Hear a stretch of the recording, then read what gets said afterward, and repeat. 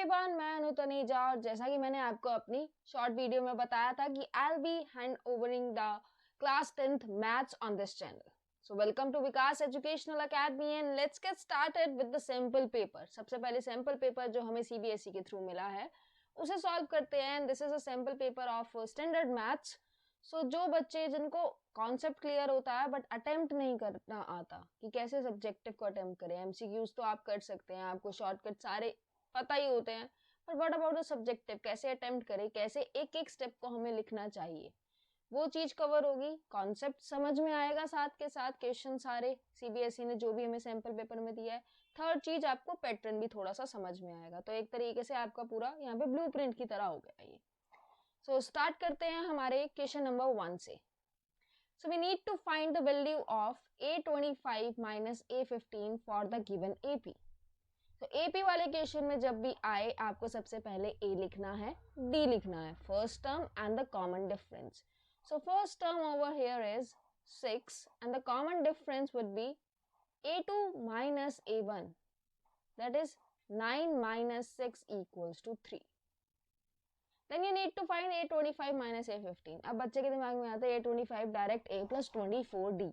नहीं, पूरा फॉर्मुलेशन से आपको इसको निकाल के दिखाना है. तो we need to find A25 minus A15. And as we know that our formula for AN is AN equals to A plus N minus 1D. So here A25 will be equals to A plus 25 minus 1D minus जब भी होता है बाहर bracket लगाओ, A plus 15 minus 1D. Solve करो थोड़ा सा. A plus 24D minus हटा दो बीच में से तो अंदर के साइन चेंज, माइनस 14D. अब यहाँ से A और A cancelled out. 24D minus 14D would be equals to 10D. और D हमारा क्या है 3. So 10 multiplied with 3 equals to 30. At last लिखो A25 minus A15 is equals to 30. और ऐसे जब ये आंसर निकाल रहे हो ना, लास्ट में आंसर निकालते वक्त उसे ना मार्क कर दो या बॉक्स में डाल दो या किसी और पेन से लिख दो. मतलब ज़्यादा कलाकारी भी मत करना, बस जैसे ये बॉक्स बना दिया एक. इससे टीचर का जो ध्यान है, जब वो एग्जामिनर चेक करेगा ना, तो उसका जो ध्यान है वो सीधा वहाँ पे पहले जाएगा. ऐसे ही जैसे मैंने फॉर्मूला लिखा, इस फॉर्मूले को किसी और पेन से लिख दो या ऐसे बॉक्स बना के लिख दो. ऐसे ही जो इंपॉर्टेंट पॉइंट्स होते हैं या तो उसको अंडरलाइन करो या कुछ भी ऐसा करो. मैथ्स के लिए नहीं, ये सभी एग्जाम्स के लिए प्रेफरेबल रहेगा आपके लिए. नेक्स्ट चलते हैं. इसी क्वेश्चन में हमारे पास एक चॉइस क्वेश्चन है. If 7 times the 7th term of the AP is equals to 5 times the 5th term, then find the value of its 12th term. 7 times the 7th term. So write करो उसको equation के form में. So 7 times A7 is equals to 5 times A5. Now start forming the AN. तो AN का formula यहाँ लिखो, A plus N minus 1D. 7 times A plus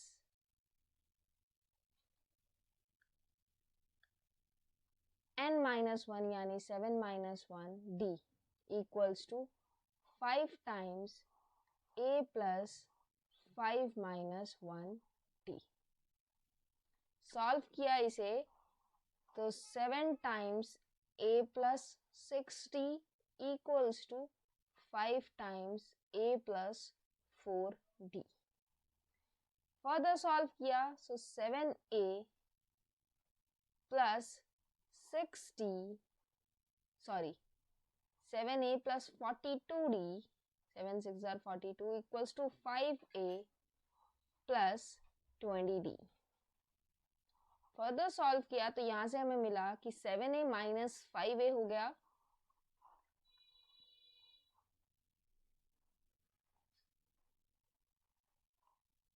plus 42D minus 20D. Equals to हमारे पास आया 0, सारे में उधर ले गई, तो 7a minus 5a 2a, 42 minus 20 is 22d equals to 0। यहाँ से 2 ले लो common, so a plus 11d equals to 0। As we know that यहाँ पे इस तरीके से भी लिख सकते हो कि a12 जो हमारे पास होगा वो होगा a plus 12 minus 1d, a plus 12 minus 1d। तो यहाँ से हमें क्या मिलता है कि a प्लस 11d ही है और वो तो हमारी इक्वल है ही 0 के। So at last we got a12 equals to 0।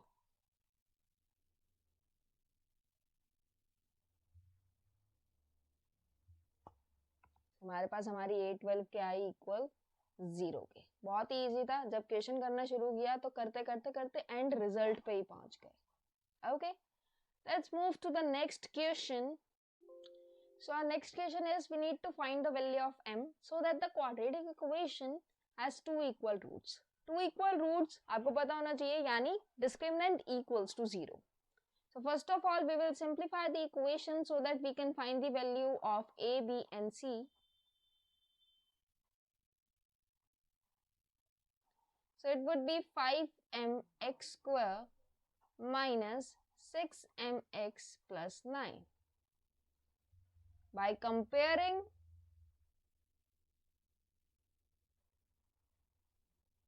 with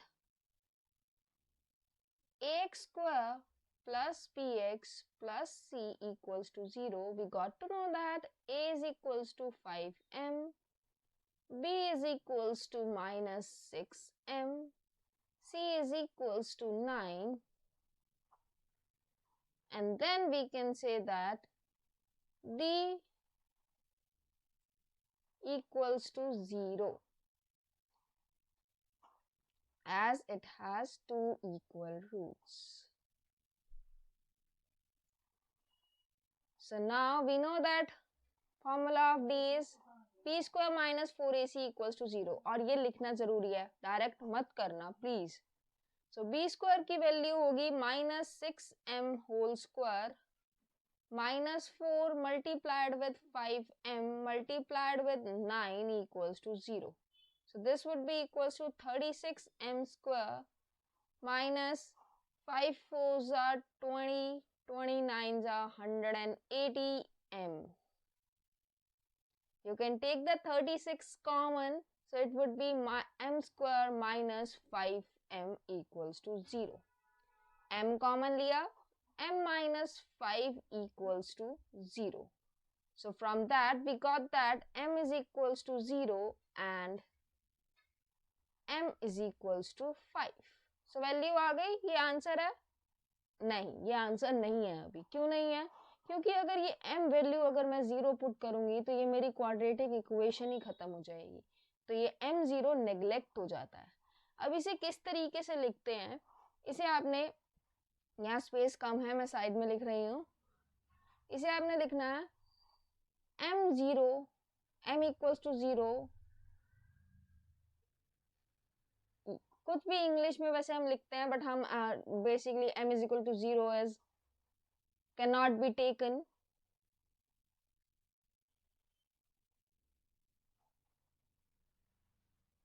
as it will not form a quadratic equation.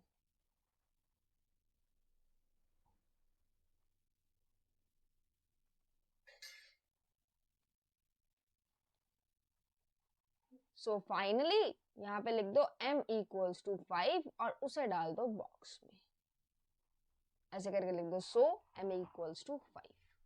So इस तरीके से लिखना है, ऐसे नहीं कि ये इसको काटा मार दिया इसको लिखा ही नहीं, बताना है कि क्यों नेग्लेक्ट की, उसको क्यों हटाया वहां से, ठीक है। तो ये हुआ हमारा second question complete. Move on to the third question. Third question is figure is given. From a point P, two tangents PA and PB are drawn to a circle 0, r. That means हमारा radius r है, OP हमें given है 2r, हमें निकालना है APB। सो पहले पहला part complete कर लेते हैं, टू फाइंड APB। जब भी ऐसे एंगल वाले क्वेश्चन आए पहले देखो एंगल है कहाँ, वो APB है कहाँ। APB ये कंप्लीट एंगल है। So what I am going to do is, instead of letting this complete angle, मैं इस छोटे वाले एंगल को थीटा मानूंगी, क्योंकि मुझे छोटे वाले एंगल्स की ना दो साइड्स पता है इस टाइम पे। पता तो बड़े वाले की मतलब बना सकते थे, बट हाँ डायरेक्ट ये करेंगे, ठीक है। So I will be preferring this thing, let APO equals to theta. So if APO is theta, with the help of symmetry, because everything is in symmetrical here, so उसके साथ वाला angle ये अपने आप थीटा हो जाएगा। By symmetry, angle APO is equals to angle BPO. So our final, so angle APB जो होगा वो हमारा 2 थीटा के इक्वल हो जाएगा। यानी हमें अब क्या निकालना है, APB मतलब हमें 2 थीटा निकालना है ना। अब क्या करेंगे, इन ट्रायंगल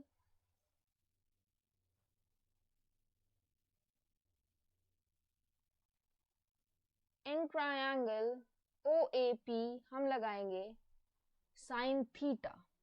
क्यों लगाएंगे, क्योंकि हमें पता है ये एंगल यहाँ पे 90 डिग्री का होता है। So we can put easily, कोई इशू ही नहीं है। इससे पहले एक काम करते हैं, इसको प्रॉपर लिखते हैं। तो क्या लिखना है इसके बाद आपने, ये 90 डिग्री है ये भी बताना पड़ेगा आपको। So angle OAP equals to 90 degree, bracket में रीजन लिखो, radius and tangent. Radius makes an angle of 90 degree with tangent.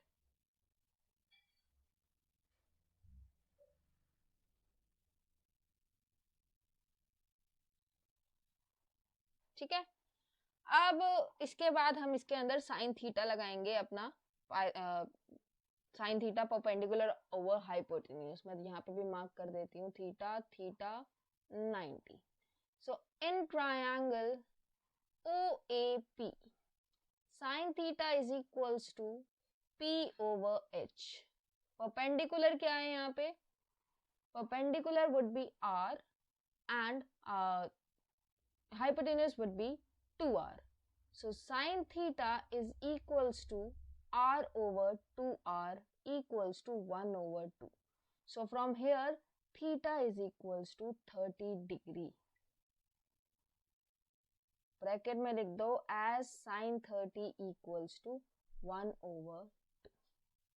Theta 30 degree, हमें क्या निकालना था, एंगल APB। लो जी हमारा हो गया जो कि था 2 थीटा, तो ये हो गया 2 multiplied with 30। Final answer angle APB equals to 60 degree. Clear, ये था हमारा पहला पार्ट। सेकेंड पार्ट में क्या है देखते हैं, कह रहे what type of triangle is APB। APB किस तरीके का ट्रायंगल है। सो APB पहले तो देखो ट्रायंगल कहाँ पे है, ये रहा।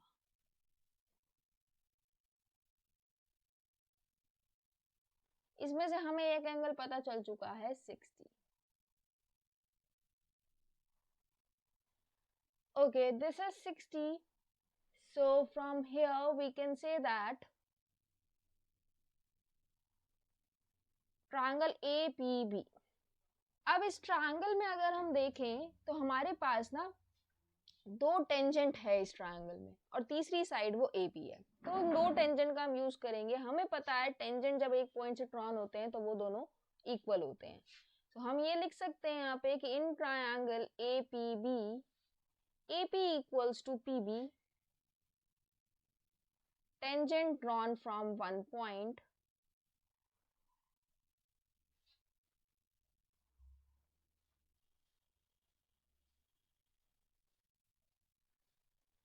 अगर अब ये इक्वल है तो इसके अपोजिट एंगल्स भी इक्वल होंगे। तो angle PAB will be equals to angle BPA। यहाँ पे स्पेस कम होने की वजह से मैं इस तरीके से लिख रही हूँ, आप प्लीज प्रॉपर लिखिएगा इसे। Angle PAB equals to angle BPA. Reason being angle opposite to equal sides are equal.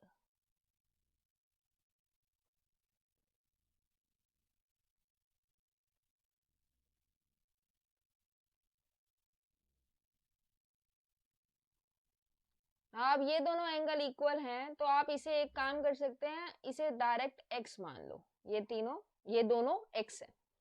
अब इस ट्रायंगल APB में मैं पाइथागोरस थ्योरम लगाने वाली हूँ, जिसके लिए मुझे थोड़ी सी स्पेस की नीड है, and I will B removing this. I hope you have got this thing.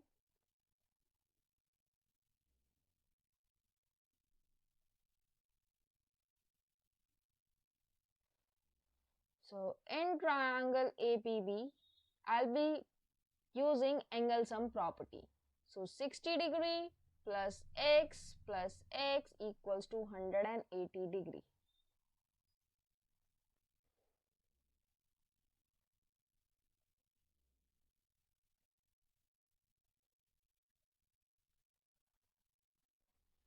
Sixty plus 2x equals to 180 degree. 2x equals to 120 and we got x as 60. अब x भी 60 आ गया, यानी तीनों एंगल 60 हैं. That means they are forming an equilateral triangle. Hence, triangle APB is an equilateral triangle. We are done. So that's how you need to attempt. Question easy tha, attemptation most important. Okay, moving on to our next question.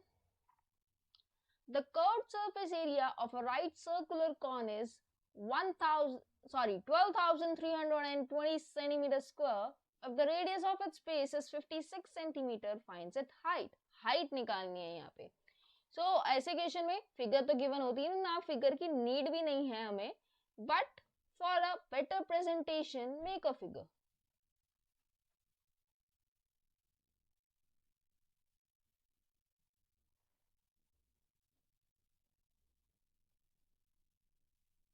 So this is our radius.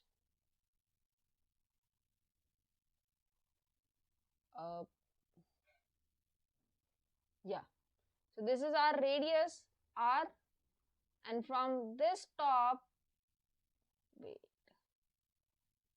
to bottom, this is our height, and this here is our, आप pencil scale का use करके अच्छे से बनाइए L. ठीक है, तो सबसे पहले तो आप क्या निकालोगे यहाँ पे, सबसे पहले तो आपकी स्लैंट हाइट ही निकलेगी. क्यों? क्योंकि कर्व्ड सरफेस एरिया में स्लैंट हाइट ही होती है. तो सबसे पहले लिख दो क्या क्या दे रखा है. So curved surface area of cone is equals to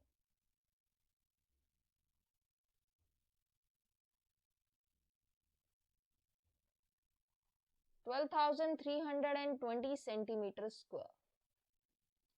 Radius is equals to 56 centimeters. We don't know the height, we don't know the slant height. So सबसे पहले फॉर्मूला पुट करते हैं. Pi RL equals to 12,320 and radius is given 56 centimeters. So यहाँ से slant height हमारे पास आएगी 12,320 divided by pi r. Value put करेंगे pi और r की. So this would be 22 multiplied with 56 multiplied 7 here. So 7 8s are 56 and 12,320. I think ऐसा number 11 के table पे या 22 के टेबल पे जाएगा. 11 पे ट्राई कर सकते हैं. 11 yeah, it will go in the table of 11. So 2 here, 1 1 2 0, and again you can shift it on 560. Again 8 7s are 560. So final answer that we got for slant height is 70 centimeters. यहाँ पे होच पोच मत करना please, बहुत ही proper अच्छे से वे में लिखना. मतलब यहाँ पे स्पेस कम होने की वजह से ऐसा है, but please right it in a proper way. So we got the value of L equals to 70 centimeters, but we need to find the height. In order to find that, we will use our formula, that L square equals to h square plus r square. So L square minus h square equals, L square minus r square equals to h square. So 70 square minus 56 square equals to H square. यहाँ पे मैं अगर pop identity use करना चाहूँ that's in my hand, ना करना चाहूँ that's in my hand. So that's how you solve it. I'm not solving it completely. Basic thing है, आप लोग कर सकते हैं ये. Moving on to our next question. Mrs. Garg. So our fifth question is for statistics. Mrs. Garg recorded the marks obtained by her students in the following table. She calculated the model marks as 45. जब लिखते वक्त एक blank रह गया बीच में तो हमें वो मिसिंग फ्रीक्वेंसी फाइंड करनी है. सो सबसे पहले तो मिसिंग फ्रीक्वेंसी x, ठीक है, और आपको ये टेबल अपने उसमें आंसर शीट में बनाना है. ये तो क्वेश्चन पेपर में आपको दिया होगा, आपको आंसर शीट में भी बनाना है ये. सो मोड है हमारे पास 45 that is given. If mode is 45, हमारी मॉडल क्लास जो हो जाएगी वो हो जाएगी 40 to 60. ठीक है.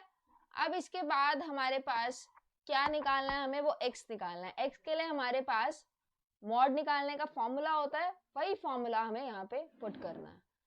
So that formula of finding mode is L plus F1 minus F0 over 2F1 minus F0 minus F2 multiplied with height. अब बात आती है कि F1 कौन है, F0 कौन है, F2. सो जो मॉडल क्लास में जो फ्रीक्वेंसी होती है वो होता है हमारा F1, उससे पहले वाला F0 और उसके बाद वाला F2, 0 1 2 इस तरीके से. अब ये फॉर्मूला लिखने के आपको पता है हाफ मार्क्स आपको मिलेंगे, तो फॉर्मूला लिखे बिना डायरेक्ट मत करना कि दिमाग में ही खिचड़ी पकाई सीधा सीधा लिख दिया, नहीं. अब इसके बाद हमें बताना है कि हमारे फॉर्मूले में L क्या है, F1 क्या है, F0 क्या है, F2 क्या है, H क्या है, वो सारी चीजें बतानी है with respect to our question. So starting with the L, यहाँ पे मैं लिख रही हूँ, ये टेबल में मत खिचड़ी पकाना, ये F1 है, F0 है, अलग से लिख दो इसे कि हमारे पास जो L है वो क्या होता है, lower limit of model class, जो कि हमारे क्वेश्चन के अकॉर्डिंग है 40. फिर हमारे पास आता है F1 F0. सो F1 तो होती है मॉडल क्लास फ्रीक्वेंसी, जो हमारे क्वेश्चन के अकॉर्डिंग है x.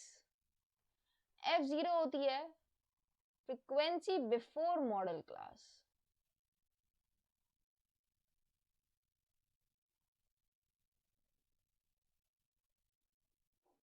that is equals to 10. And F2 हमारे पास है frequency after model class, that is for our question equals to 6. अब रह गया हमारे पास H. H होती है height of the interval, interval में कितना गैप है, तो हमारे पास हाइट लिख दो या गैप लिख दो,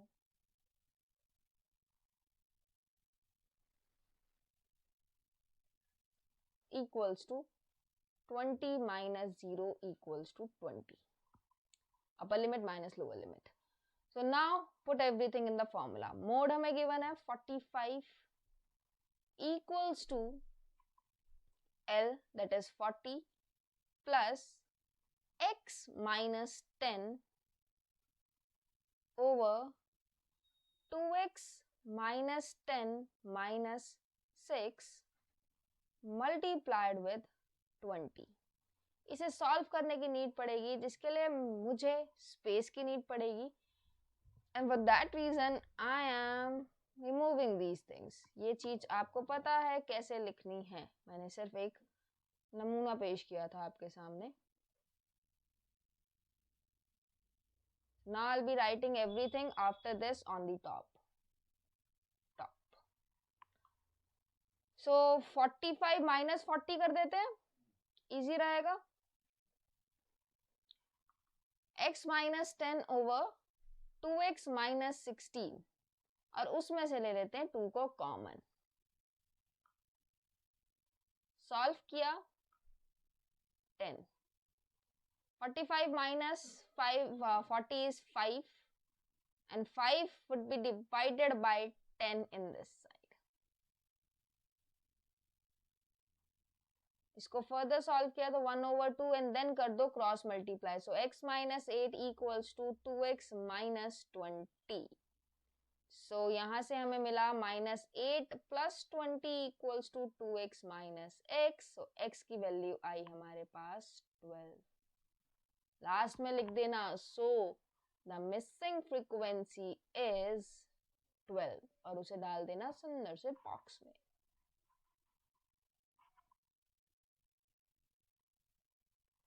And we are done. So that was our fifth question. Moving on to the next question. If Ritu were younger 5 years, then what she really is, then the square of her age would have been 11 more than 5 times her present age. What is her present age? So सबसे पहले तो बिना सोचे समझे जो निकालना है उसे हम बेसिकली एज वाले क्वेश्चन में तो हमारे पास यही आता है कि हमें प्रेजेंट एज निकालनी होती है.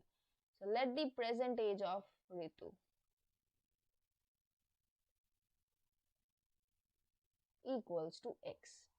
अब क्वेश्चन क्या कह रहा है? क्वेश्चन क्या कह रहा है कि अगर रितु 5 साल छोटी होती है अपनी अभी की एज के, तो उसका जो स्क्वायर होता वो square of would have been 11 more than 5 times. उसकी अभी की एज से 11 ज्यादा होता, 11 ज्यादा.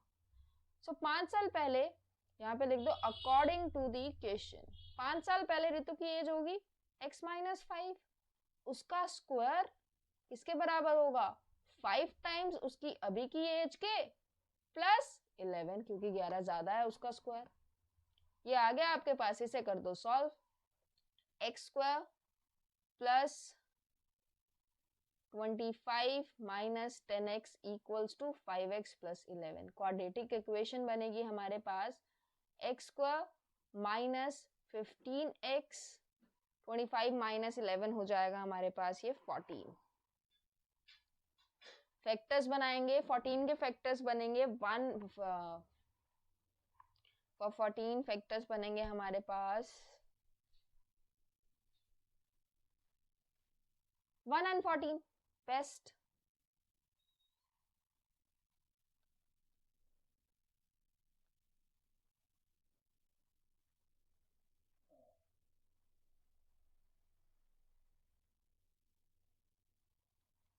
x कॉमन,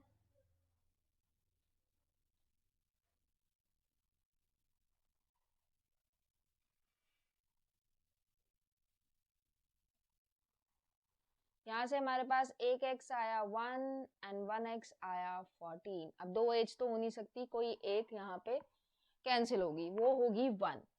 क्योंकि अगर मैं एज रितु की प्रेजेंट 1 लेती हूँ तो 5 साल पहले तो नेगेटिव हो जाएगा ना. सो 1 will be cancelled down and x equals to 14 is the answer. So Ritu's present age is 14.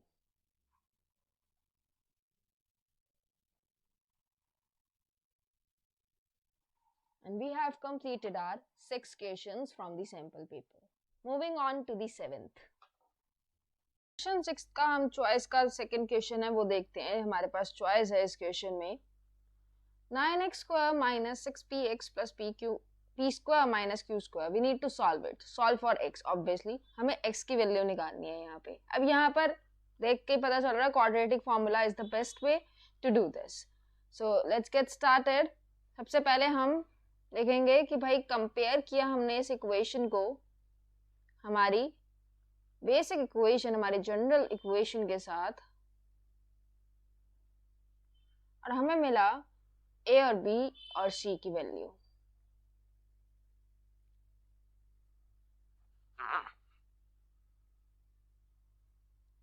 So A हमें यहां से मिला 9, B हमें मिला -6p एंड C हमें मिला p square minus q square. अब निकालेंगे D. D is equals to b square minus 4ac. Put करना वैल्यू उसको, तो हमें मिलेगा बी स्क्वायर की जगह -6p² -4 multiplied with 9 multiplied with p² minus q²। इसे फर्दर सॉल्व किया तो यहाँ पे मिला 36p² minus 36p² plus 36q²। So finally जो हमारी d की वैल्यू आई वो आई 36q²। Now we will put the value of d in our quadratic formula.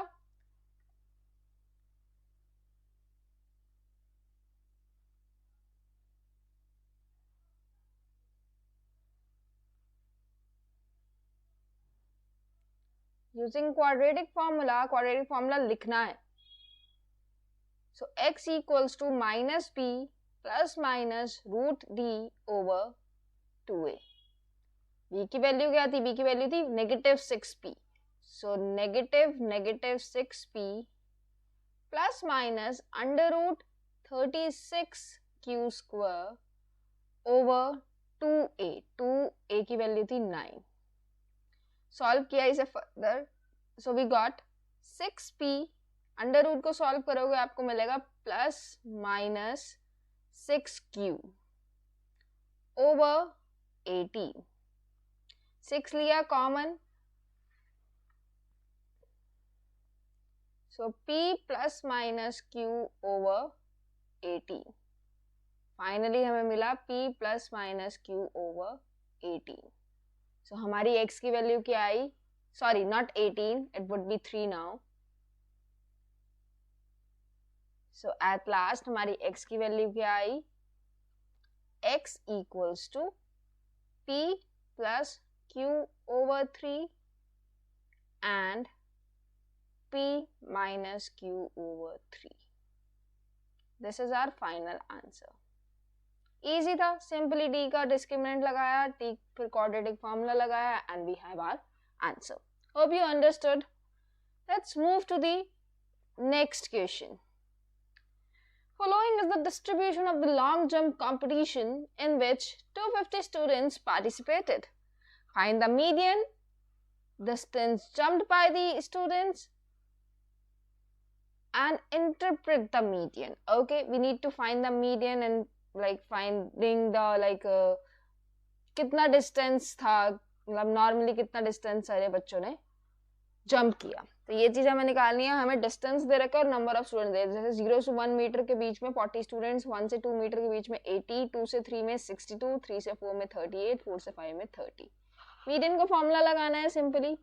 उसके लिए हमें क्या चाहिए? हमें यहाँ पे हमारे को सबसे पहले तो कॉम्युलेटिव फ्रीक्वेंसी चाहिए, सबसे मेन चीज। ओके, सो मैंने यहाँ पे टेबल ऑलरेडी, आपको टेबल आंसर शीट में अपनी बनाना है इसी तरीके से। मैंने टेबल ऑलरेडी बना रखा है। कॉम्युलेटिव फ्रीक्वेंसी निकालते हैं पहले। Cumulative frequency 40, then 40 plus 80 120, then 120, ऐसे चलते हैं। 120 प्लस 62 हमारे पास होगा 182, 182 प्लस 38 हमें देगा 80, 90, 220, 250। सो यहाँ से हमें हमारा सिग्मा fi भी मिल जाता है, जो कि होता है last term of cumulative frequency. तो हमारे पास आ गया 250। अब नॉर्मली हमें मीडियन का फॉर्मूला लगाना है यहाँ पे, ठीक है। Moving on to the median formula.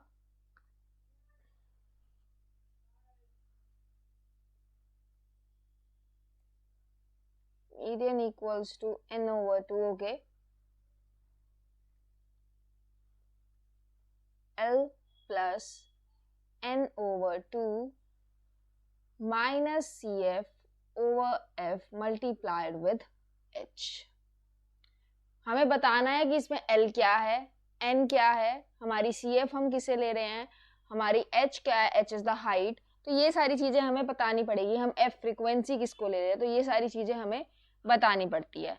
तो सबसे पहले तो देखें n over 2 क्या है। तो n over 2 है हमारे पास n यानी सिग्मा fi यानी टोटल ओवर 2 125। अब 125 की रेंज देखनी है कहाँ पे है, तो 125 120 और 182 के बीच में, यानी हमारे पास ये वाली है।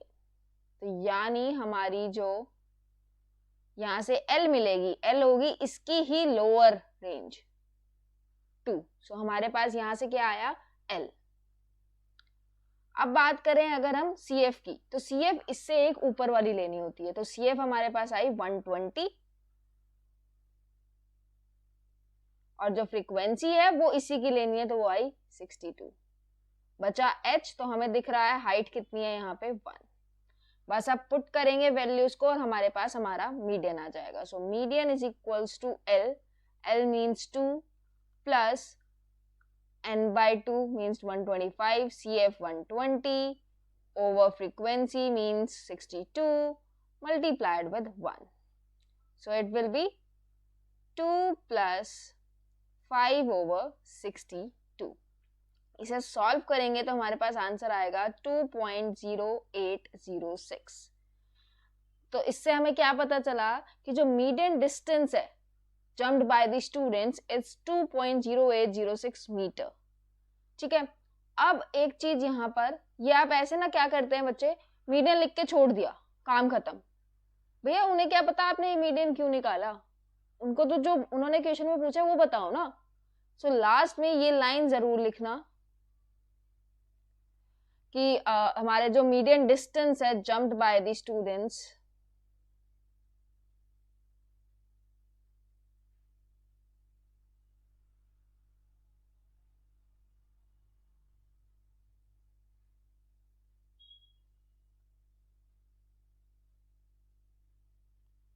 is 2.0806 meter. अब एक बात क्वेश्चन में और कही थी उन्होंने, क्या करना है, इंटरप्रेट करना है मीडियन का, यानी हमें पता लगाना है कि कितने परसेंटेज हमारे थे उससे नीचे और कितने परसेंटेज ऊपर। तो हम देखें तो ये चीज हमारी 50% स्टूडेंट्स हमारे बिलो जंप कर रहे हैं 2.0806 से, और 50% उससे ज्यादा, क्योंकि मीडियन है ये। सो सिंपली यहाँ पे लास्ट में लिखना है, मैं इस साइड में लिख रही हूँ, कुछ नहीं लिखना, मैं आपको बता देती हूँ नॉर्मली कि 50% स्टूडेंट्स है उन्होंने बिलो जंप किया है और 50% स्टूडेंट्स ने इससे अबव जंप किया, दैट्स इट। ये आपका नॉर्मली आपका क्वेश्चन कंप्लीट हो जाता है यहाँ पे। नेक्स्ट क्वेश्चन पे बढ़ते हैं। 7th question is important as well 8th। We need to construct a pair of tangents to a circle of radius 4 centimeters which are inclined to each other at an angle of 60 degree. So पहले इसका concept समझ लेते हैं क्या है। तो हमारे पास एक सर्कल रहेगा नॉर्मली, ठीक है, सर्कल का रेडियस 4 रहेगा, okay. So circle with a centre radius 4। अब ये क्या कह रहा है कि जो टेंजेंट बनाए गए हैं उनका एंगल 60 डिग्री का है, ठीक है। तो अगर ये 60 डिग्री का है तो आपको पता है जो सेंट्रल एंगल होता है वो डबल होता है, यानी जो रेडियस का दोनों रेडाई अपने आप में एंगल बनाएंगे वो 120 डिग्री का होगा। तो हमें क्या चाहिए कि हमारी जो रेडियाई है वो 120 डिग्री का एंगल बनाए, फिर हम उसको 60 डिग्री का ऐसे ज्वाइन करके 60 डिग्री बनाएंगे। और एक और चीज यहाँ पे क्या करेंगे, टेंजेंट 90 डिग्री पे करते हैं, टेंजेंट और रेडियस के बीच में एंगल 90 डिग्री का होता है, तो we need to make it like this, okay. So ये है हमारा क्वेश्चन। सो देखते हैं कंप्लीट इसे, कैसे इसके कंस्ट्रक्शन के स्टेप्स लिखने हैं, दैट एज वेल। कॉन्सेप्ट तो समझ में आ गया, कंस्ट्रक्शन करनी कैसे है and how to write the steps as well. So सबसे पहले पहला स्टेप आपका क्या होगा, draw a circle of radius 4 centimetre.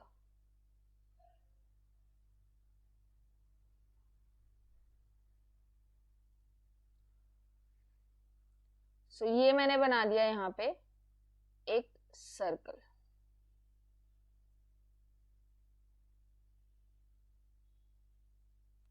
Steps और अपना जो प्रोसेस चलाओ वो साथ साथ चलाओ, कोई गलती नहीं होगी। उसके बाद हमें ऑब्वियसली रेडियस के लिए एक हॉरिजॉन्टल लाइन चाहिए यहाँ पे, ओके। मैं इसे थोड़ा यहाँ पे ना बना के थोड़ा नीचे बनाऊंगी, तो इट वुड बी बेटर। ये 4 सेंटीमीटर का है और अगर हमें रेडियस चाहिए तो ऑब्वियसली हम एक सेंटर लेंगे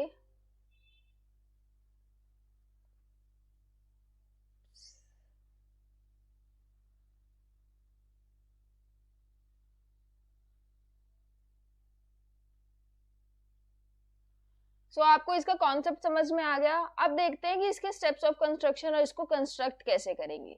सो सबसे पहला स्टेप आपके पास होगा, draw a circle of radius 4 centimetre. जितने भी रेडियस का आपको गिवन है आप वो बनाएंगे। सो मैंने यहाँ पर एक सर्कल बना लिया है with a radius of 4 centimetre. Next step, draw horizontal radius. यहाँ पे हमें एक रेडियस की नीड पड़ेगी जो हमें दिखे भी, हमें पता है 4 सेंटीमीटर है but we need to draw it. So what we are doing, we are drawing a horizontal radius. Why I am saying horizontal, इससे इजीली बनेगा, एंगल बनाना इजी हो जाएगा अगर हम हॉरिजॉन्टल लेंगे। जैसे मैंने यहाँ पे लिया O और यहाँ पे लिया Q।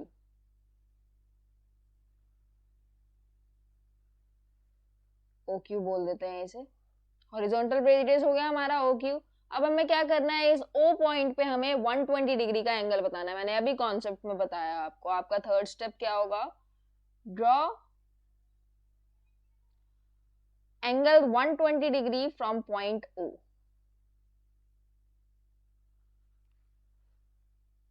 वन 120 डिग्री का एंगल कैसे बनता है, कंपास को यहाँ रखा, कंपास को खोला, सेमी सर्कल बनाया, जितना खुला हुआ है उतने ही खुले हुए से ये बनता है, ये 60 बोलते हैं इसे, एक और बनता है और उसे 120 बोला जाता है। तो ये पॉइंट आपका 120 है। नाउ इसके बाद क्या करना है, एंगल तो बन गया। अब जो रे है ना एंगल की, यानी ये जो लाइन है एंगल की, इसको सर्कल के ऊपर टच करवाना है एट पॉइंट आर। सो हम ऐसे इसको लिखना है आपको प्रॉपरली, लेट द रे of angle intersect the circle at point R.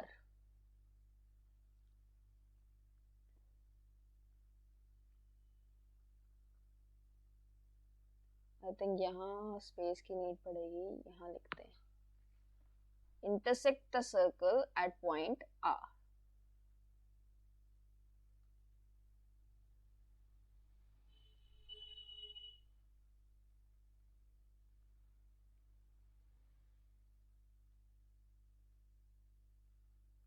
ये स्टेप हुआ। अब इसके बाद यहाँ पे लिख भी देते हैं जी, ये 120 डिग्री का है। इसके बाद हमें 90 डिग्री का एंगल बनाना है, कि हम डायरेक्ट 60 डिग्री का टेंजेंट वाला एंगल नहीं बना सकते। हम रेडियस के ऊपर 90 डिग्री का एंगल बनाएंगे और वहां से टेंजेंट ड्रॉ करेंगे।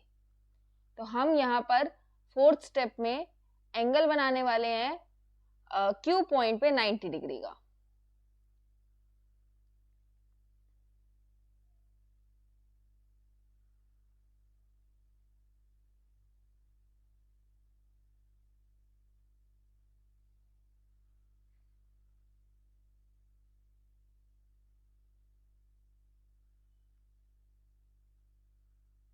ये रहा पॉइंट, इसको मैं यहाँ पे लिख देती हूँ। ओके, तो यहाँ से आपने सेमी सर्कल बनाओगे, ये 60 जाएगा, ये 120 जाएगा और मिडल में आपका जाएगा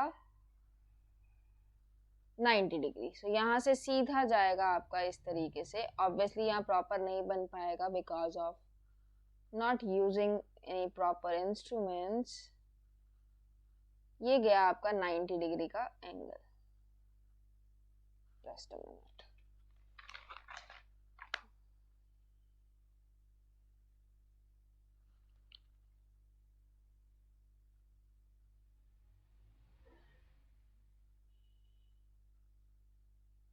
बेटा ठीक है। अब ऐसे ही आपको एक और 90 डिग्री का एंगल बनाना है पर पॉइंट आर पे। सो फिफ्थ स्टेप आपका क्या हुआ, draw 90 degree from point are.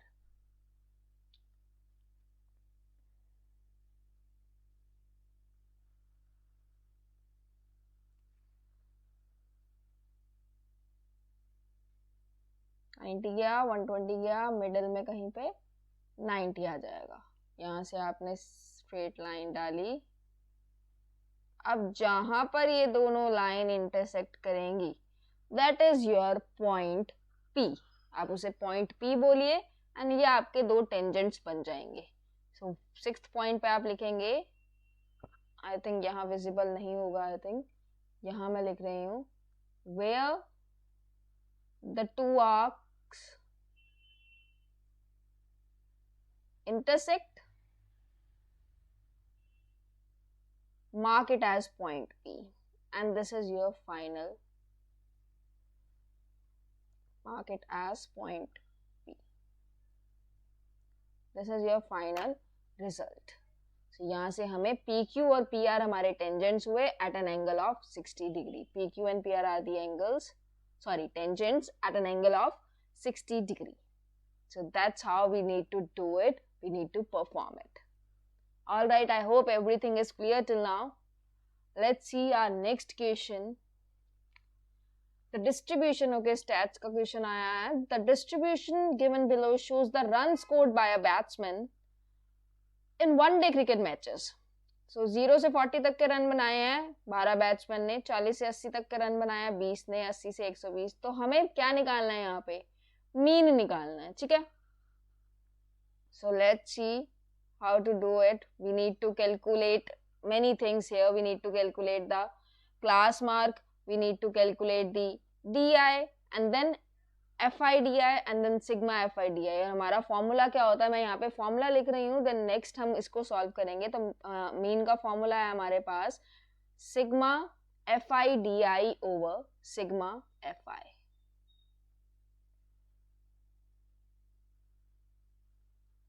ठीक है, अब टेबल ड्रॉ कर लेते हैं इसका. सो ये हमारे पास टेबल है, मैंने वैल्यूज ऑलरेडी लिख रखी है, बट मैं आपको पूरा समझाऊंगी कैसे करना है. तो सबसे पहले आपको निकालना है XI. फॉर्मूला हमने देखा A plus sigma FIDI over sigma FI. अब DI के लिए हमें XI चाहिए, XI के लिए हमें क्लास इंटरवल चाहिए होता है. तो मैं यहाँ पे फॉर्मूला भी लिख रही हूँ साइड में. XI का फॉर्मूला होता है upper limit plus lower limit over 2. सो इस तरीके से मैंने यहाँ पे लिख दिया. तो हमारा ये जो हम करेंगे 0 प्लस 40 ओवर 2 आंसर आएगा 20, 40 प्लस 80 ओवर 2 आंसर आएगा 60, 80 प्लस 120 ओवर 2 आंसर आएगा 100, 120 plus 160 over 2, so answer you will get is 140, and 160 plus 200 over 2 answer is 180. So ये आपकी हो गई class mark XI. Now you need to find XI minus A, that is DI. DI का formula यहाँ पे लिखा हुआ है. But what is this A now? A होता है assumed mean. A is called the assumed mean.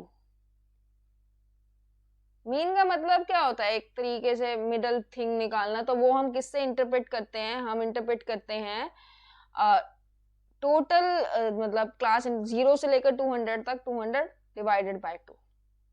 जहां से शुरू हुआ है एंड हुआ है 100. 100 कहाँ पे आ रहा है आप देख सकते हो इस इंटरवल में. सो आपका जो A होगा वो होगा 100. सो assumed mean is 100. अब 20 में से 100 को सब्ट्रैक्ट करते जाओ, मिडल लेना होता है. 20 में से 100 को सब्ट्रैक्ट करते जाओ, you will get your DI. 1 2 3 4 and 5. Here you go. So DI आने के बाद क्या करना है? FI और DI को मल्टीप्लाई करना है. So you will get 1 2 3 4 and 5. That's it. Calculation part, I don't think you need my help in that. अब फॉर्मूला क्या था? A plus sigma FIDI over sigma FI. हमें सिग्मा FI चाहिए, हमें सारे FI को ऐड करना है. हमारे पास आएगा 120. ऐसे ही सारे FIDI को भी ऐड करना है. आंसर आया हमारे पास 920. Now we will put everything in the formula. So it's like sigma FI हमारे पास आया, सॉरी FIDI हमारे पास आया 920. सिग्मा FI हमारे पास आया 120 and A we know it's 100. Put up the formula, everything in the formula, you will get 100 plus 920 over 120. We just need to solve it and we will get our answer. That's it. 0 से 0 cancel out. Then on the table of I think 2 as well. So at last you will get on the table of 4 as well. So at last you will get 100 plus 23 over 3. 23 over 3 को जब solve करोगे तो 7.66. So finally आपका जो answer आएगा वो होगा 107.66। ये आया आपका मीन। अब मीन निकाल के छोड़ना नहीं है, इसको प्रॉपरली लिखना है। सो आप लिखोगे कि मीन नंबर, हमें क्या निकालना था, मीन नंबर्स रन्स का। So mean number of runs are 107.66 runs. So here we completed our question. Let's move on to the next question. Question number 10th. In question number 10th as well, there is a option. We have two questions in question number 10th. Yeah. Okay, let's read the question. It's saying two vertical poles of different heights are standing 20 meter away from each other. English से हिंदी करनी सभी को आती है। दो vertical खंबे हैं, दो ऐसे खड़े हैं, 20 मीटर दूर है, ऑन द लेवल ग्राउंड पे खड़े हैं दोनों। Angle of elevation of the top of the first pole from the foot of the second pole. ये फर्स्ट पोल, ये second pole. Angle of elevation इस तरीके से जाएगा,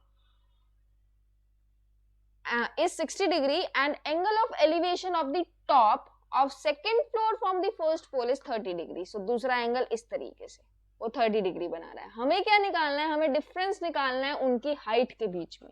ये हमारा क्वेश्चन है। क्वेश्चन का कॉन्सेप्ट को समझते हैं। सो इस तरीके से पोल खड़े हैं। ऑब्वियसली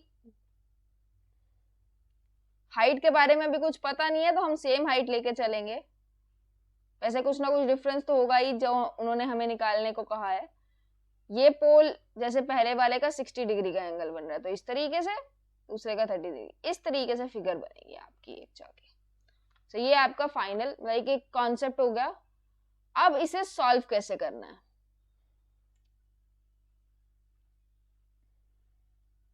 पूरा प्रॉपरली एक फिगर ड्रॉ करेंगे। देखिए, सो हम लेते हैं यहां से एक पोल लेते हैं छोटी हाइट का, ठीक है। इस साइड ड्रॉ करते हैं, वेट, या let's say this is poll A B. एक पोल ले लिया बड़ी हाइट का, इससे पोल सी डी, सी नीचे रखते हैं। ओके, एंगल ऑफ एलिवेशन पहले वाले का है 30 डिग्री,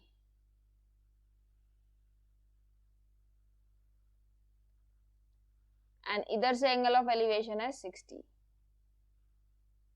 और दोनों के बीच में डिस्टेंस क्या है 20 मीटर्स। ये स्टार्टिंग में ही बताया था। तो ये आपकी हो गई final figure. What you need to do, you need to find the difference of the poles. So you need to find CD minus AB. That what you need to find.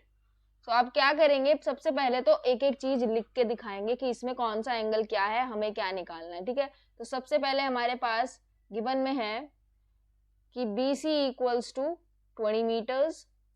Then angle ACB is equals to 30 degrees. Then angle DBC is equals to 60 degrees. To find CD minus AB, what we need to find is CD minus AB. So how will you find that? देखो, आपको height का लेना देना है सारा, height और नीचे base, यानी परपेंडिकुलर एंड बेस, और परपेंडिकुलर बेस टेंजेंट में आता है। So apply the tangent. So मैं पहले वाले में जब टेंजेंट अप्लाई करूंगी, so this will be my triangle. In triangle ABC, if I want to apply the tangent, it would be tangent 30 equals to AB over BC. So यहाँ पे लिख देंगे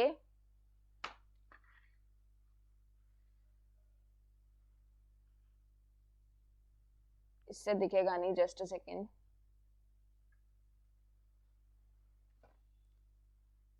In triangle ABC, tangent 30 is equals to perpendicular over base, that means AB over BC. अब tangent 30 की value होती है 1 over √3 और BC की वैल्यू हमें ऑलरेडी पता है, तो यहां से हमारा AB आ जाएगा। So AB is equals to 20 over √3. Same thing हमें सेकंड में अप्लाई करनी है। मैं नेक्स्ट पेज पे जा रही हूँ तो आपको ये दिखेगी नई फिगर। तो हमने क्या करना है, CD over BC। So tangent 16 triangle, triangle का नाम क्या बनेगा? अब ट्रायंगल का नाम होगा BCD. In triangle BCD tangent 60 is equals to CD over BC. Tangent 60 की वैल्यू √3, CD की वैल्यू तो निकालनी है और BC की हमें पता है, तो यहाँ से हमारे पास 20√3 हमारा क्या आया? BC. निकालना क्या है? Difference between Heights.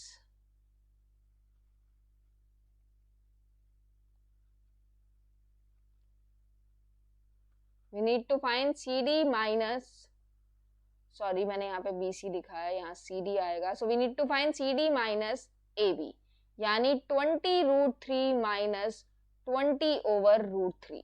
20 को लो कॉमन, √3 minus 1 over √3. इसको करो सॉल्व, आपको मिल जाएगा 3 minus 1 2 over √3.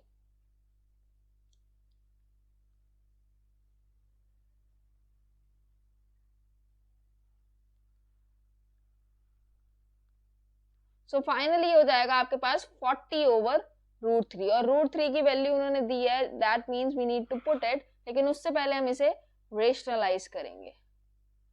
हमें मिला 40 over 3 √3. अब हम पुट करेंगे हमारी √3 की वैल्यू, दैट इज 1.73, और इसे सॉल्व कर देंगे and that would be our final answer. So आपका फाइनल आंसर होगा 23.06 सेंटीमीटर्स.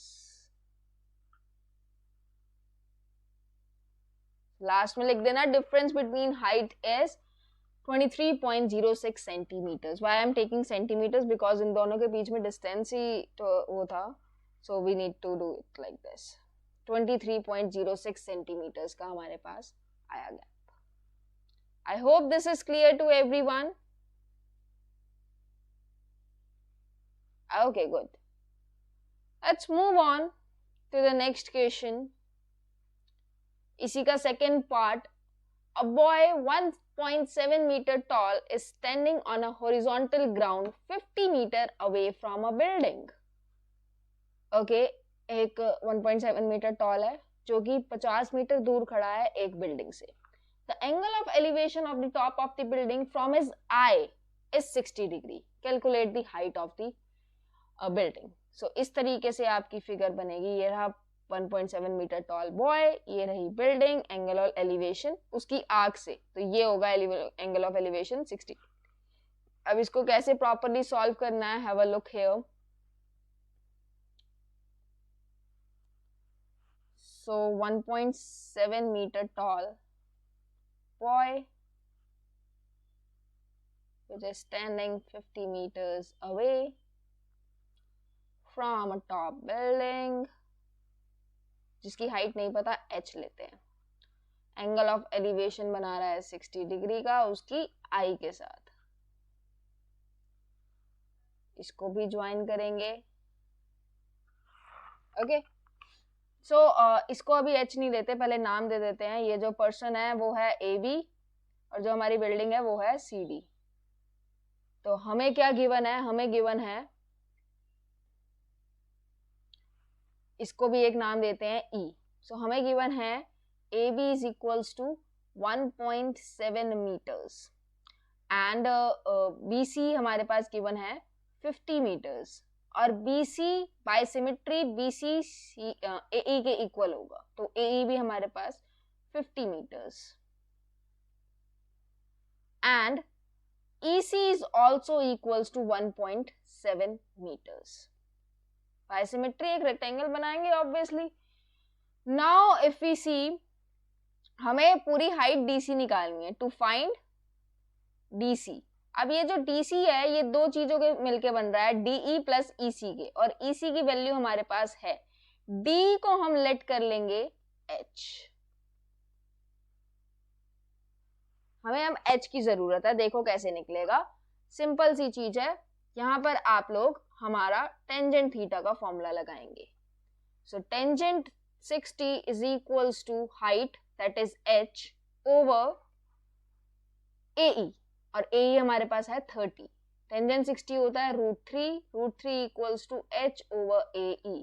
सो हमारे पास इसकी वैल्यू आई, ए की जगह 50 लिख देते हैं, सो हमारे पास value I 50. 50√3 is my h, but height of the building is equals to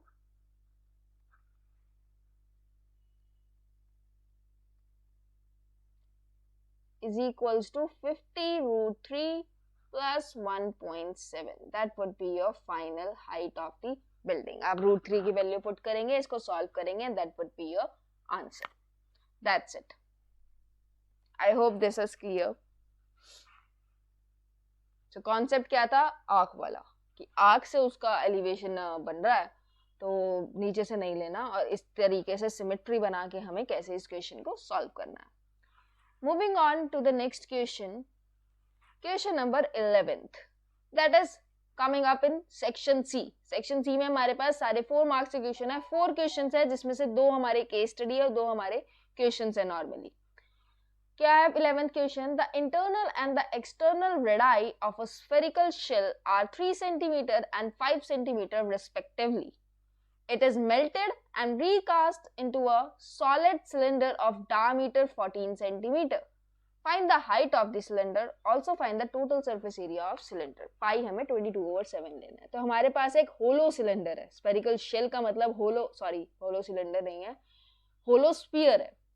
अब होलो स्फीयर की वॉल्यूम निकालने का फॉर्मूला आपको पता होना चाहिए, और किसी भी एक होलो चीज की वॉल्यूम निकालने का फॉर्मूला जो होता है ना, वो होता है outer volume, like outer radius लेके माइनस छोटा रेडियस लेके, वो हमारे पास फॉर्मूला होता है हमारा किसी भी होलो चीज की वॉल्यूम निकालने का. अब मैं वॉल्यूम की बात क्यों कर रही हूँ? जब भी ये मेल्टेड वाले क्वेश्चन आए, सारा काम वॉल्यूम करती है, एरिया का कोई मतलब नहीं है. एरिया तो ऑब्वियसली चेंज होगा, एक स्क्वायर से सिलेंडर बना रहे हो तो एरिया तो चेंज होना है. याद रखना क्या कॉन्सेप्ट है, volume volume volume. Volume same रहेगी, एरिया चेंज होगा, रेडियस चेंज होगा, हाइट चेंज होगी, everything will change, but the volume still remains the same. तो पहले हम वॉल्यूम निकालेंगे स्फेरिकल शेल की, उसको सिलेंडर की वॉल्यूम के इक्वल रखेंगे, एंड वहां से हमें सिलेंडर की हाइट मिलेगी, एंड देन सिलेंडर का हम टोटल सरफेस एरिया निकालेंगे. सो ये हमारे पास पूरा कॉन्सेप्ट है. सो पहले सारी चीजें लिख लेते हैं. Alright, so our concept is that volume of spherical shell will be equals to volume of cylinder. Everything you need to write whatever is given to you. So सबसे पहले आप क्या लिखेंगे कि in sphere क्या क्या गिवन है आपको. स्फीयर में ऑब्वियसली रेडियस ही होता है. हमारे पास एक इंटरनल रेडियस है, हमारे पास एक एक्सटर्नल रेडियस है. So internal radius is 3 centimetre,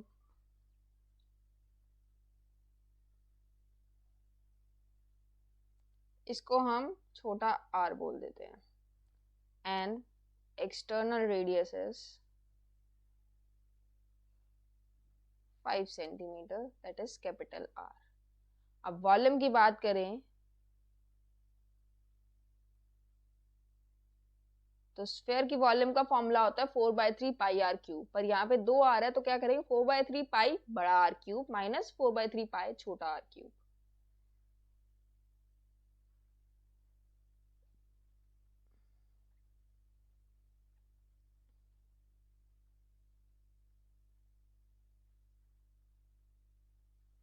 four by three pi common, R cube minus R cube अंदर रह जाएगा.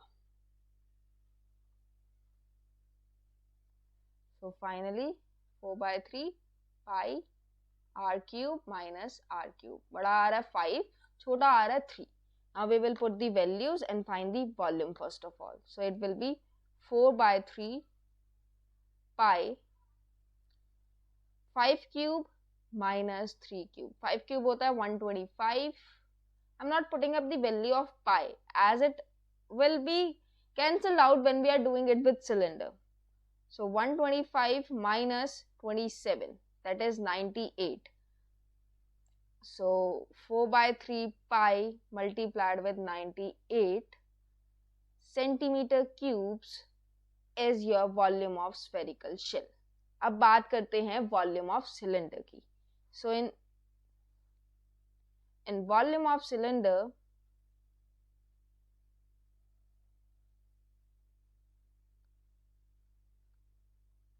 या फिर पहले बात करते हैं, पहले लिखना है आपको कि सिलेंडर में आपको क्या क्या गिवन है। सिलेंडर में डायमीटर गिवन है आपको, that is 14 centimetre.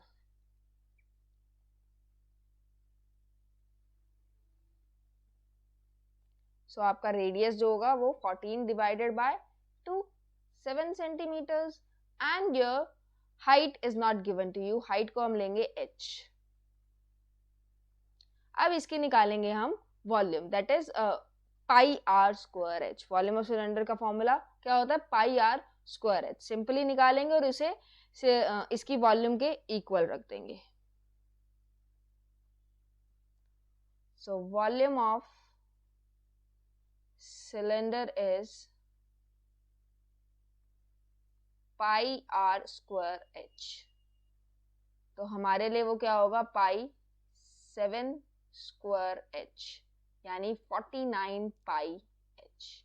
Now as we know volume of cylinder is equals to volume of sphere. हमारे पास sphere की जो वॉल्यूम आई थी वो आई थी 4 pi over 3 multiplied with 98 equals to 49 pi h। तो यहाँ से पाई और पाई कैंसिल आउट हो गए एंड 49 टाइम्स 2 इज 98। सो हमारे पास जो हाइट आई वो आई हमारे पास 8/3 सेंटीमीटर्स। ये हो गया हमारा पहला काम खत्म। हाइट आने के बाद हमें इसका सिलेंडर का टोटल सरफेस एरिया निकालना है। So total surface area of cylinder is equals to 2 pi R R plus H. So 2 multiplied with 22/7 multiplied with 7 and 7 plus 8/3। 7 cancelled out। मैं यहाँ पर सॉल्व कर रही हूँ फर्दर इसे। So it would B 44 multiplied with 21 plus 8। 21 plus 8 will give you 29। 29/3। इसको further solve किया तो हमारे पास आएगा 1276/3, जो कि finally in decimals would be 425.33 centimetre square. This is your surface area. Easy था। क्या कॉन्सेप्ट था, वॉल्यूम का। वॉल्यूम स्क्वायर की इक्वल होगी वॉल्यूम सिलेंडर की। और स्फेरिकल शेल की वॉल्यूम कैसे निकाली, volume of outer shell minus volume of inner shell. ऐसे ही कोई भी होलो चीज हो उसकी वॉल्यूम इस तरीके से निकाली जाती है। Moving on to the next question. Prove that the angle between the two tangents drawn from an external point to a circle is supplementary to the angle subtended by the line segment joining the points of contact to the center। ये आपका question है। इसको एक एक line करके समझेंगे। पहले concept समझेंगे फिर प्रूव भी करेंगे। अगर आपने वैसे ध्यान से अपना चैप्टर 10 पढ़ा हो सर्कल्स अपना, तो ये क्वेश्चन डायरेक्टली सेम है फ्रॉम एनसीईआरटी। हमें क्या प्रूव करना है कि जो एंगल है इस तरीके से, मैं आपको शो करती हूँ।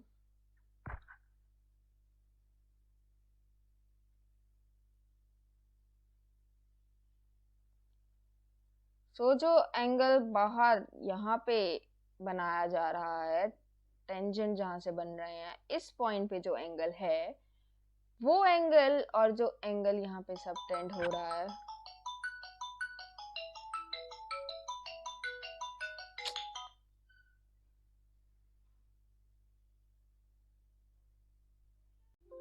ये क्वेश्चन एग्जैक्टली सेम है आपकी एनसीईआरटी में से। आपको बताती हूँ क्या हमें प्रूफ करना है। तो हमें ये प्रूफ करना है जहां पे ये दो टेंजेंट सबटेंड कर रहे हैं, angle between the two tangents, तो वो तो यहाँ होगा पहली चीज। ये एंगल, इस एंगल की बात की जा रही है। और angle subtended by the line segment joining the points, यानी यहाँ पे ये ज्वाइन हो रहा है इस पॉइंट पे, इससे जो लाइन एंगल सबटेंड कर रही है सेंटर पे, उनका रेडियस, सॉरी उनका वो एंगल, ये एंगल। तो इसको प्रूव करना है इन दोनों का सम 180 डिग्री होगा। बहुत ही सिंपल क्वेश्चन है, बहुत ही ज्यादा सिंपल। नाम दे देते हैं इसे। लेट्स से ये पॉइंट P है, ये पॉइंट Q है और ये पॉइंट R है। तो यहां से ये OQ और OR हमारे रेडियस है। Now angle OQP is equals to angle ORP is equals to 90 degree. But why? Angle between tangent and radius.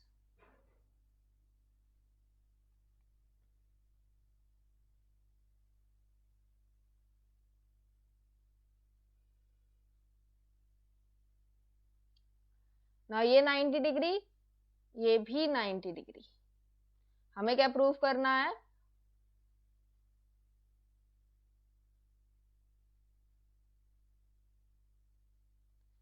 Angle QPR plus angle QOR equals to 180 degree. बहुत ही ज्यादा सिंपल है, कुछ भी नहीं करना. हमें क्या करना है? हमें क्वाड्रिलेटरल का, हमारा जो sum of angles of all the quadrilaterals 360 degree होता है, बस वो निकालना. तो हमारे सारे angles, this one, this center one and this one would be equals to 360 degrees.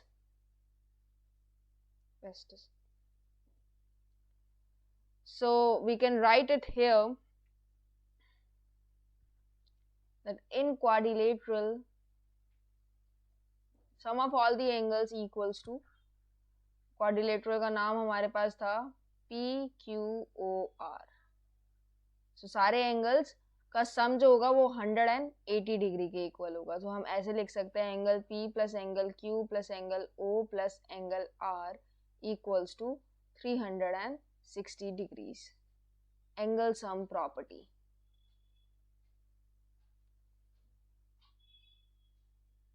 सो यहाँ से हमें हमारा मिल जाएगा. हमारे पास जो एंगल P और एंगल O है, इन्हें हमें प्रूफ करना है, और बाकी दो एंगल ऑलरेडी 90 डिग्री के हैं.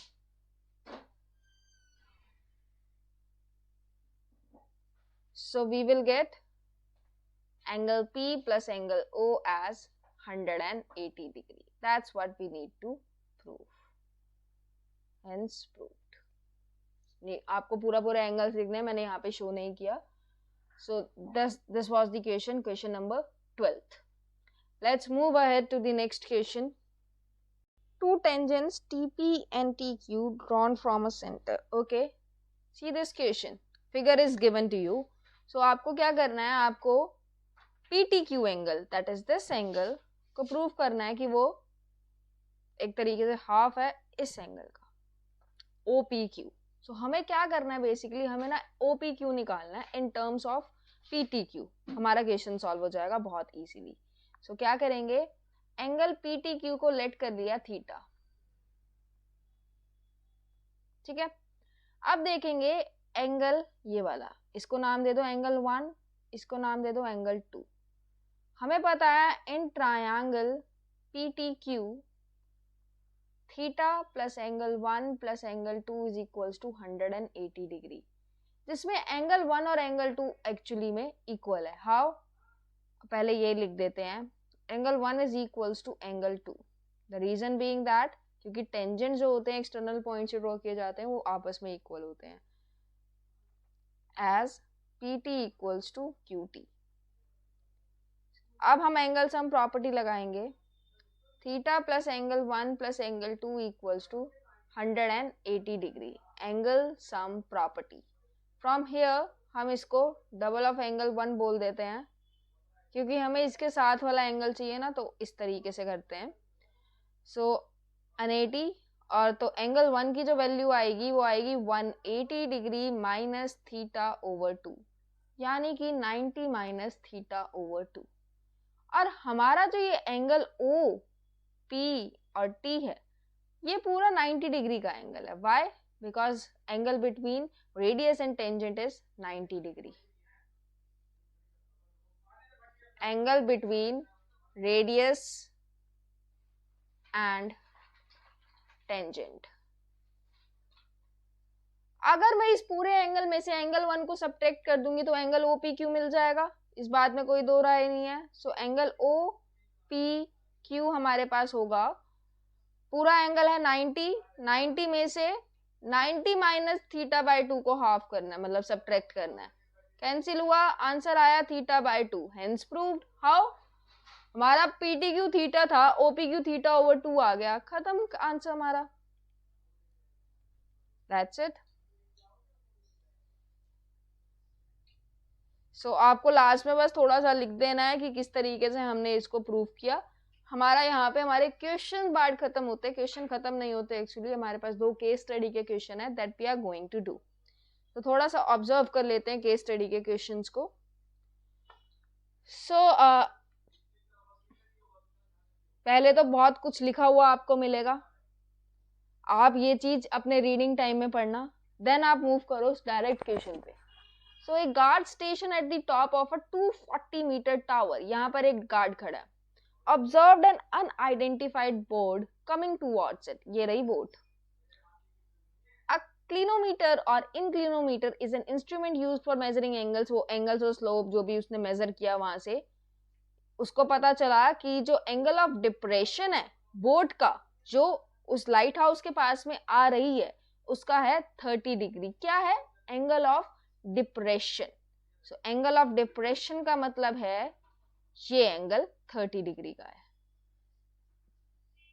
देन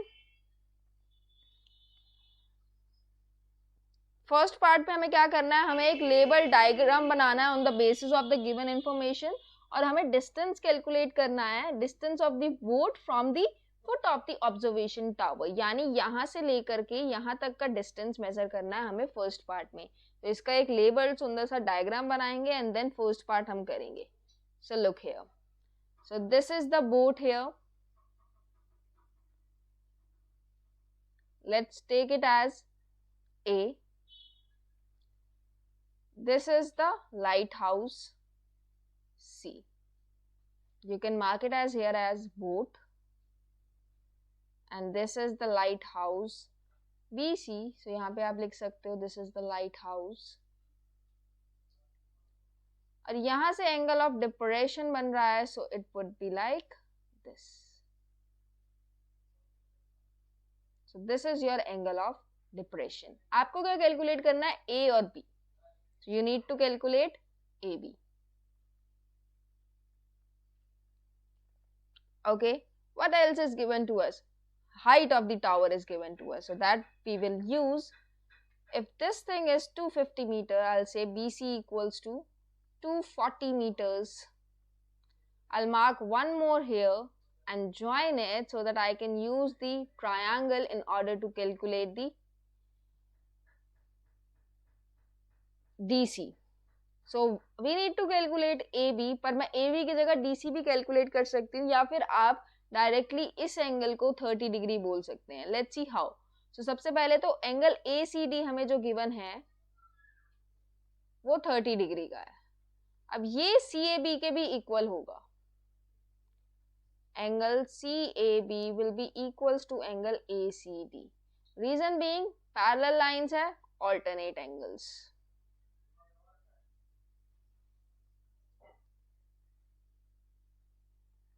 तो यहाँ से हमें मिला कि CAB भी हमारा 30 डिग्री है। अब हम इस ट्रायंगल में टेंजेंट थीटा या जो भी हमारे पास लगेगा, हमें क्या निकालना है? हमें AB निकालना है। AB is the base and BC is the perpendicular. So tangent 30 लगाया, tangent 30 is equals to BC over AB।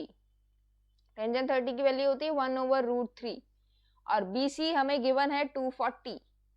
AB हमें निकालना है, क्रॉस किया और हमारे पास AB की वैल्यू आ गई 240√3 meters, and we are done with the height, sorry, the distance between the lighthouse and the boat. So that is our first part, एक label diagram बनाना और डिस्टेंस निकालना। सेकेंड पार्ट पे move करते हैं। कह रहा 10 मिनट के बाद गार्ड ने देखा कि बोट आ रही है टावर के पास और जो डिस्टेंस है वो रिड्यूस हो गया है इतने metre. He immediately raised the alarm, उसने अलार्म बजाया। हमें क्या निकालना है? New angle of depression of the boat from the top of the observation tower. So इस टाइम पे हमें ना डिस्टेंस गिवन है, देखे तो, और हमें एंगल ऑफ डिप्रेशन निकालना है। सो एग्जैक्टली सेम प्रोसेस है, बस चीजों को इधर उधर किया गया है। तो देखते हैं सेकेंड पार्ट सॉल्व करते हैं। सो अब एक पूरा नया डायग्राम बनेगा, मतलब उसी से रिलेटेड। पहले बोट यहाँ पर थी,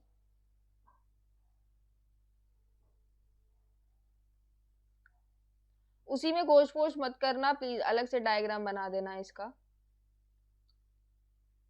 ए बी हमें अब मिल चुका है, कितना है टोटल ए बी? 240√3 मीटर्स।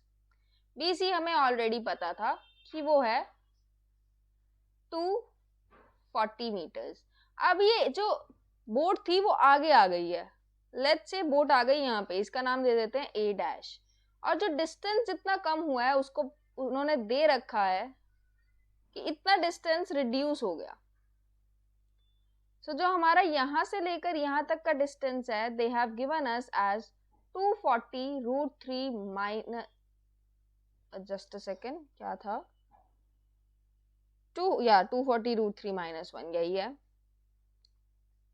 और टोटल हमें पता है कि वो 240√3 है।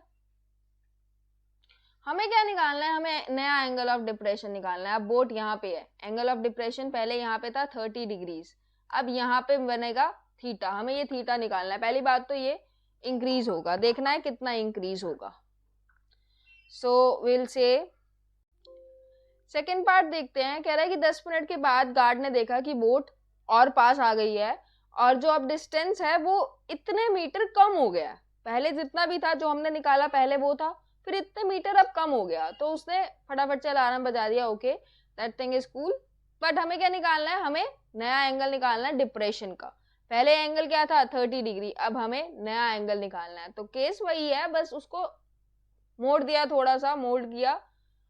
और इसके लिए हम एक नई प्रॉपर फिगर बनाते हैं।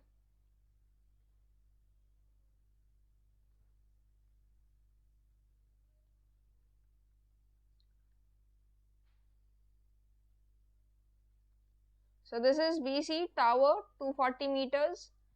This was A. पहले यहाँ पर था, बोट हमारी यहाँ पे थी, एंगल ऑफ डिप्रेशन 30 डिग्रीज का था। अब बोट यहाँ पर आ चुकी है, बोलते हैं इसको A डैश। अब हमें एंगल ये वाला निकालना है, इसको बोलेंगे हम ये कि ये थीटा है, ठीक है। तो अब हमें इस ट्रायंगल में एक्चुअली टेंजेंट थीटा लगाना है अपना। उसके लिए हमें ए डैश बी की जरूरत पड़ेगी। तो देखते हैं, हमारा जो ए बी हमने लास्ट पार्ट में निकाला वो था 240√3 मीटर्स। और उसने कहा है कि अब जो बोट का डिस्टेंस है वो कम हो गया है। कितने मीटर कम हुआ है? 240√3 - 1 मीटर कम हुआ है।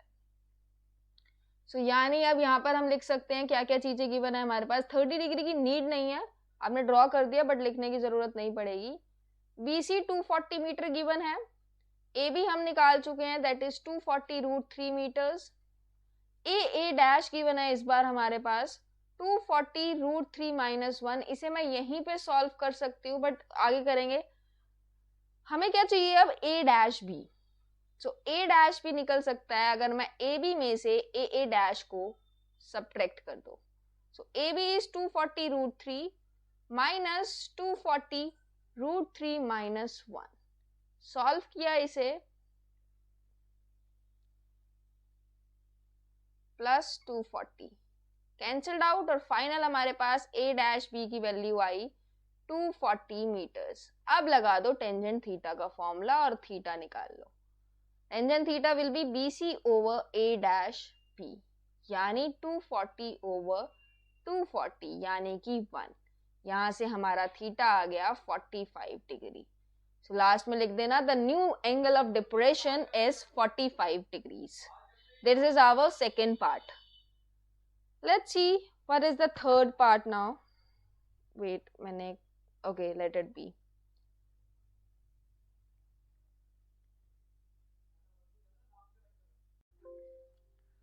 सो AP फॉर्म करते हैं। मैंने अभी एग्जांपल में ही आपको AP फॉर्म करवा दी थी। 5 इंक्रीज हो रहा है। So the required AP will be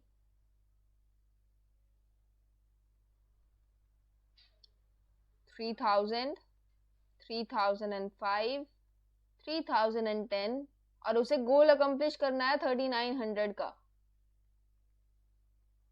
That's what is given, 3900 pushups. So last term जो हमारी होगी वो होगी 3900। अब यहाँ से हमें क्या निकालना है? Maximum, sorry, minimum number of days, कितने कम से कम दिन उसे लगेंगे। तो वो क्या होगा? n ए लिखते हैं, हमारी ए होगी हमारे पास 3000, an that is the last term that is 3900 and d हमारा है 5. a2 minus a1 equals to 5. So ये a n d हो गया. n हमें निकालना है. नंबर ऑफ डेज तो इसी से निकलेंगे. फॉर्मूला पुट किया, an equals to a plus n minus 1d. So 3900 equals to 3000 plus n minus 1 multiplied with 5. 3900 minus 3000 equals to n minus 1, 5. 900 divided by 5 equals to n minus 1. So 900 divided by 5 होगा 180. Plus 1 will be your n. So n आया आपका 181. तो answer बहुत से बच्चे यही करेंगे, 181 को आंसर लिख देंगे, but 181 is not the answer here. Question को दोबारा से पढ़ेंगे तो उसने बोला है कितने मिनिमम नंबर ऑफ डेज लगेंगे practice before the day is goal is accomplish. तो वो जिस दिन उसने गोल अकम्प्लिश कर लिया उस दिन को हटा देना है. तो हमारा आंसर जो होगा वो होगा 180. सो लास्ट में वही लाइन जो क्वेश्चन में लिखी है उसको लिख के लिख देना 180 डेज आंसर. सो ये था हमारा फर्स्ट पार्ट. सेकेंड पार्ट में वो कह रहा है टोटल नंबर ऑफ पुशअप्स बताइए कितने उसने मार लिए. सो क्लियर माइंड में सेट होना चाहिए कि सम ऑफ ऑल टर्म्स मांग रहा है ये पहले दिन से लेकर 181वें डे तक. Just a second.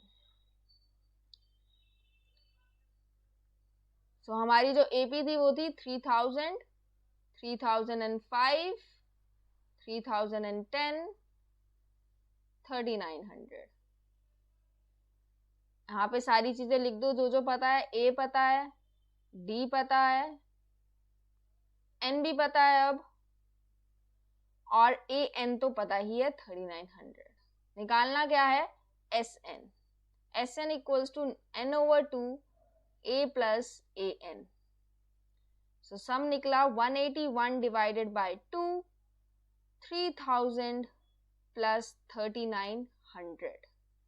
इसे सॉल्व किया तो यहाँ आया 6900. सो 181 ओवर 2 मल्टीप्लाइड विद 6900. इसे 2 से डिवाइड करेंगे या फिर जो भी आपकी मर्जी हो, जैसे भी आपको सॉल्व करना है. तो आपके पास जो फाइनल आंसर आएगा वो आएगा 6,24,450. ये आया आपका एस एन. लास्ट में लिख देना. So Nitesh performs total of this much pushups.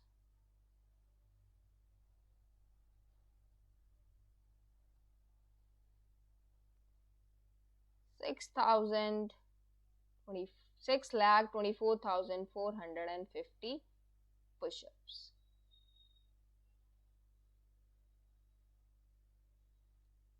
And we have done our simple paper. I hope you understand everything. Just go through the concepts and I'll be doing the syllabus now on this channel. So stay connected to the channel, press the bell icon and subscribe the channel as well. Like the video if you like the simple paper video as well. You will get all the videos ahead. Bye bye.